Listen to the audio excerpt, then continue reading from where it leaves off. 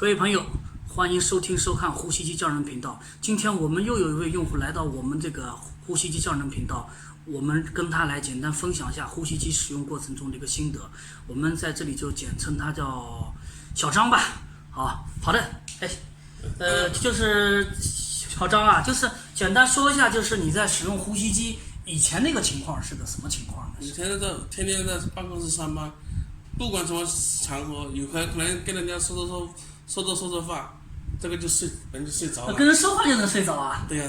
有时候你要做着报，我因为是做文员的，做数据统计的，做着报表，睡着了。有时候经理过来，天天挨屌，就说被领导批了。这到医院里面去检查来回搞了5-6次，也没检查出来。最后一次去宁波人民医院，医生推荐我使用这个呼吸机。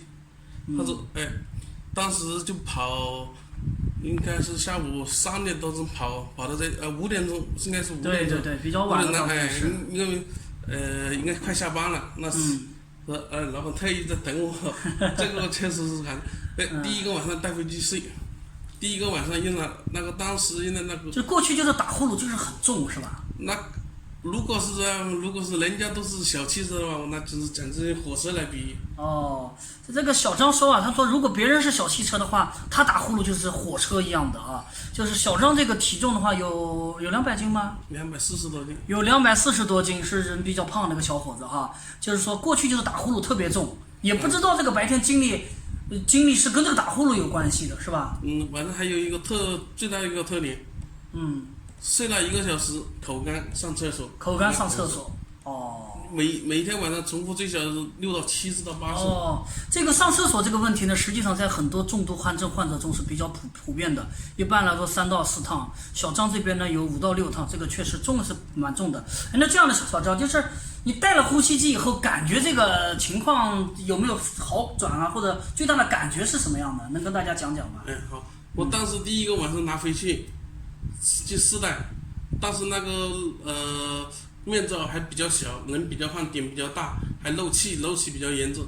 但是带了晚上去，一觉就睡到天亮，中间没有上厕所。一晚上就没有上厕所了，是吧？没有上厕所。上班的时候，第一天上班，中午的时候还是有一下个小瞌睡。但是其他的时间，正常工作时间内没有瞌睡。就是那个白天嗜睡的情况，看来好转的挺明显的。是。第二个晚上，连瞌睡想瞌睡的感觉都没有了。现在已经我现在从5月13号到今天也有两个多月了。有2个多月，是的，是有2个多月。办公室我问他们办公室其他同事，再也没听到我有呼噜声了。就是办公室你中午还有休息是？中午休息的很少去休息的。就没休息。过去的话，就办公室有时候能眯着是吧？那不是眯着，是坐着说话睡着了。坐着就睡着了。那个气，一般人说话，现在我给我妈打电话，那个气喘得不得了。我妈打电话也说，你这个气喘了。带了这个机器后的说话是好多了。是的。以前那个边打边吹，那个睡的话，人家，但是不知道是什么情况，但是去医生那里说检查，我回家到我们老家去检查，最好医院他也是检查，也是看了前夜发的，没说什么名单出来。有些医生啊，包括他们也不是特别了解这个情况。对。就是说，像大家呢，实际上一般来说胖一点的呢，有些有经验的大夫会跟你说，可能是汗症。这个情况是，就是带了这2个多月呼吸机，有些什么想跟这个网友分享的一些注意事项啊、心得体会了，也可以畅所欲言的讲一讲。你可以跟网友们也说一下。用的话，至少对我。别人的情况我不是太了解，但是我对我自己来说确实有用。这个最小的上班那个经济好了，人也体重也不是急速上升，现在是对，体重几乎控制住了，没有再往上升。再往上爬了。我感觉就稍微好像，也许是夏天穿的少一点，稍微感觉有点点小一点点，因为人胖实际上是全身性胖，要瘦全身性瘦。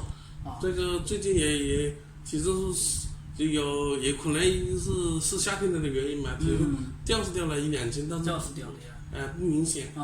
多走路，平时像体重太大呢，多走路，走到出汗为止，走到大于这个30分钟，半个小时以上，这个效果就好一点。因为平时上班的话也是哦挺忙的，办公室报表一天也有10几个报表，这个数据处理相当比较也蛮枯燥的。枯燥。对我来说，毕竟比喜欢数据这方面的，说还好。哦，行的，好的，我们感谢小张跟我们的广大网友的分享。好的，谢谢大家，好，再见啊。